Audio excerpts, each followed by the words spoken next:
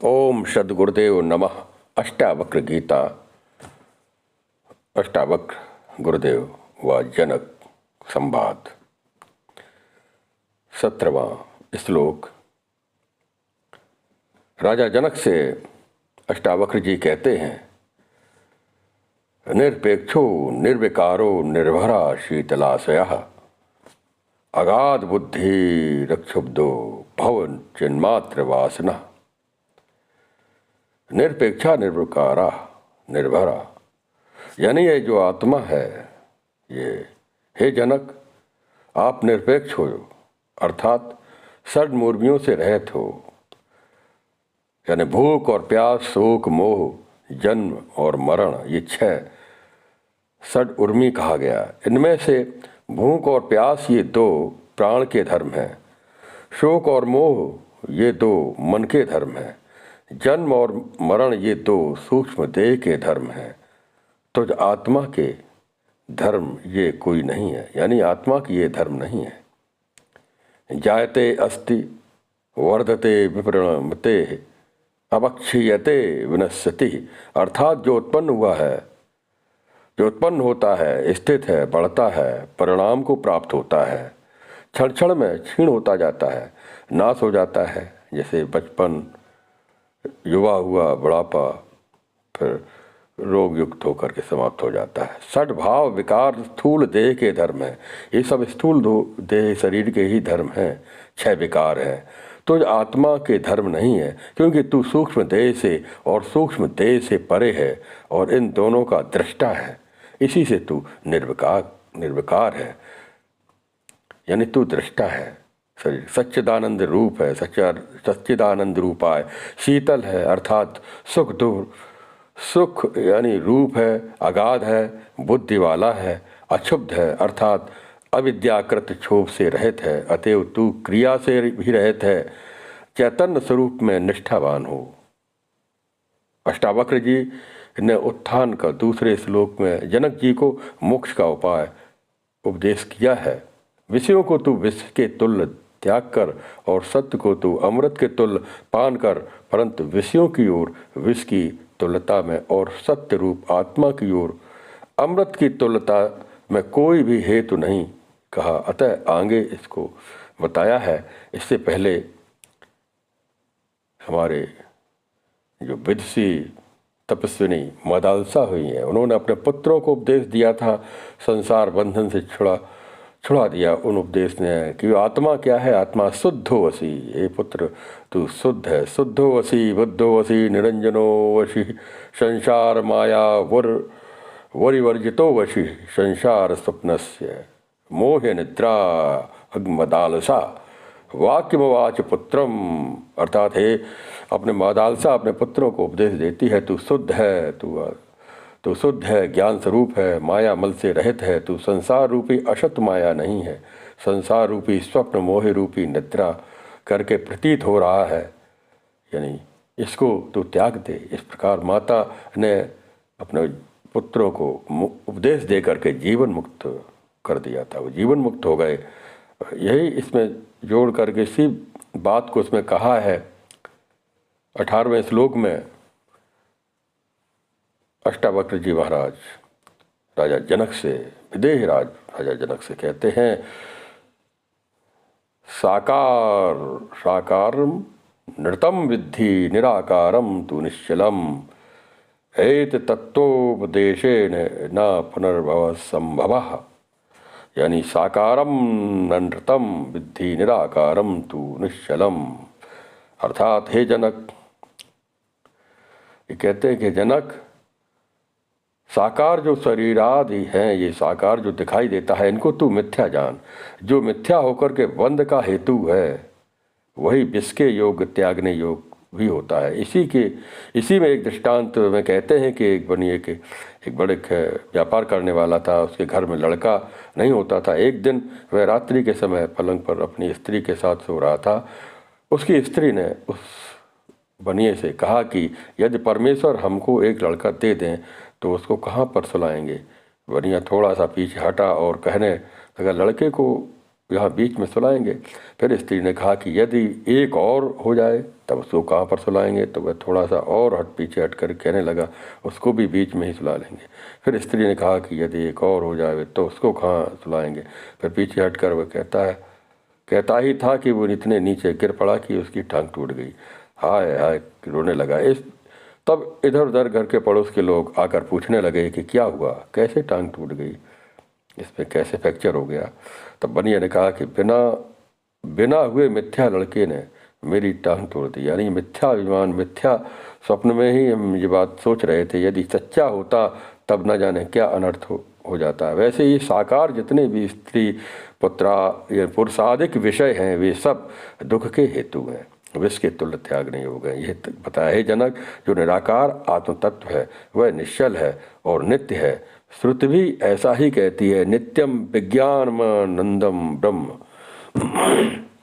अर्थात आत्मा नित्य और विज्ञान और आनंद स्वरूप है।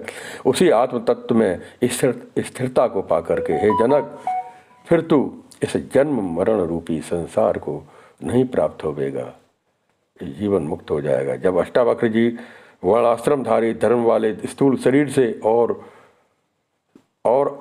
धर्माधर्म रूपी संस्कार वाले लिंग शरीर से विलक्षण परिपूर्ण चैतन्य स्वरूप आत्मा को दृष्टांत के सहित कहते हैं।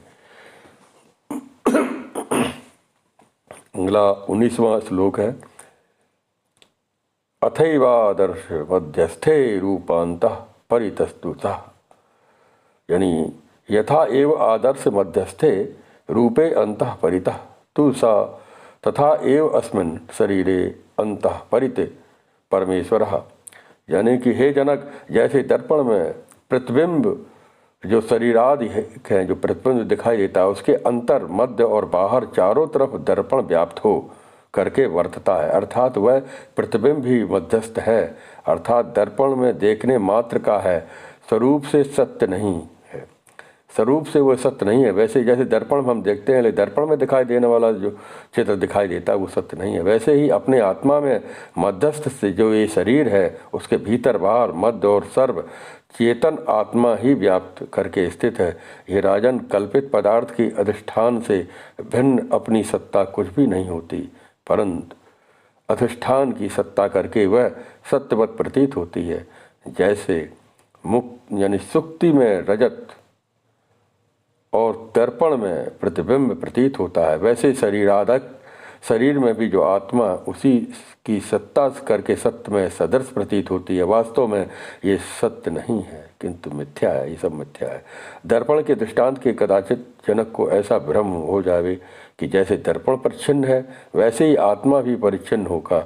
इस भ्रम के दूर करने के लिए ऋषि जी ने दूसरा भी दृष्टांत ऋषि ने बताया है, वो 20वें श्लोक में है, एकम सर्वगतम व्योम बहिरंतर्था घटे नित्यम निरंतर ब्रह्म सर्वभूत गणे तथा। यानी कि जैसे सर्वगत एक ही आकाश घटपटादिकों से बाहर भीतर और मध्य में व्यापक है, वैसे ही नित्य अविनाशी आत्मा भी संपूर्ण भूतों के गणों में बाहर भीतर और मध्य में व्यापक है। एष ते आत्मा सर्वस्यांतर इति श्रुते है, यह तेरा ही आत्मा सबके अंदर व्यापक है, ऐसा जानकर हे जनक तू सुखपूर्वक विचरण कर, यानी सुखी हो जाए। इसमें एक दृष्टांत दिया गया है, घट, जैसे बहुत से घड़ों में जल भर दिया जाए और आकाश में चांदनी रात में हम देखे जाए तो हर घट में अलग अलग चंद्रमा नजर आता है। अब इसका दृष्टांत यहाँ भी दे सकते हैं, अगर दिन के समय हम हर घट में जल भरा हुआ है उसमें सूर्य को देखें तो सभी में अलग अलग घटों में अलग अलग सूर्य नजर आता है। इसी प्रकार ये होता है आकाश घटपादिकों में बाहर भीतर और मध्य में व्यापक है, ये शरीर रूपी घट है और इतने शरीर हैं सब है, लेकिन ये आकाश में देखा जाए तो सर्वव्याप्त है। इसी प्रकार घट के अंदर भी वही आकाश है, बाहर भी वही आकाश है, यही इसी प्रकार से बताया गया है। इसी प्रकार ये आत्मा भी सर्वव्याप्त है, सब जगह वो चेतना व्याप्त है, उसी से सृष्टि चल रही है। इसी प्रकार अहो निरंजना शांतो बोधो अहम प्रकृते परः एतावन्तामहं कालं मोहे नैव विडम्बितः अहो निरंजन शांता भूरा। यानी कि प्रकरण दूसरा इंग्लिश प्रारंभ करेंगे। अष्टावक्र जी के उपदेश। जनक जी का जो आत्मा का साक्षात्कार जब उदय हुआ, तब जनक जी अपने चेतन स्वरूप आत्मा का साक्षात्कार करके अपने अनुभव को प्रकट करते हुए अधिष्ठान वृत्ति से पूर्व प्रतीत हुए मोह के स्मरण को बड़े आश्चर्य के साथ प्रकट करते हैं। पहले प्रकरण में जनक जी को गुरु अष्टावक्र जी ने आत्म तत्व का उपदेश दिया और वो तत्व ज्ञान दिया। तो उसके बाद राजा जनक को अनुभव हुआ। यानी कि ऐसा ही प्रसंग आता है जब राजा जनक उद्यान में घूम रहे थे, अष्टावक्र जी जा रहे थे, रास्ते में मिलते हैं उद्यान में।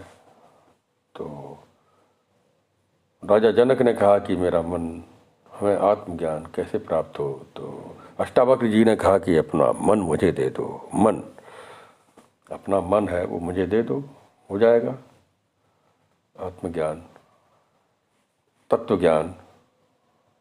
तो इसी विषय में एक प्रसंग आता है कि अष्टावक्र जी ने कहा कि ठीक है, मन का मतलब है संकल्प विकल्प।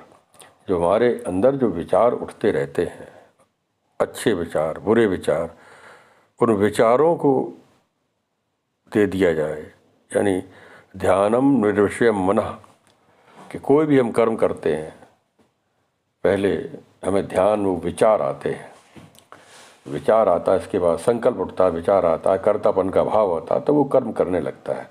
इसी प्रकार जनक ने कहा कि मन मुझे दे दो। तो वो घोड़े पर चढ़ने वाले थे तो मन दे दिया।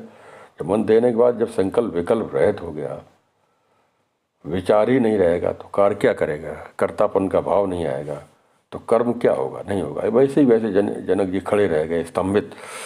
तो कहने का मन जब उन्होंने दे दिया तो स्तंभित हो गए। जब स्तंभित हो जाते हैं तभी आत्म तत्व, आत्मज्ञान का अनुभव होने लगता है। आत्म संस्थम मना कृत्वा ना किम न चिंतनम चिंतित। भगवान श्री कृष्ण ने भी भगवत गीता में कहा है, हे अर्जुन, अपने मन को आत्मा में स्थित कर दो। जब मन आत्मा में स्थित करने से मन लय हो जाता है, मन का अस्तित्व समाप्त हो जाता है। जब मन रहता नहीं है, विचार नहीं रहेंगे, संकल्प विकल्प नहीं रहेगा, तो वो फिर उसके अपने आत्मा में अनुभूत करने लगता है। वही राजा जनक ने, जो दूसरा प्रकरण है अष्टावक्र गीता का, उसमें राजा जनक को जो अनुभव हुआ उन्होंने व्यक्त किया है, अपने अनुभव को व्यक्त किया है कि मुझे अब क्या महसूस हो रहा है। यानी यथा प्रकाश या मे को देयमेनम तथा जगत अतो मम जगत सर्वात्। यानी यथा प्रकाशमयी एक देहम एनम तथा जगत अतः मम जगत सर्वम अथवा नाचा किंचित।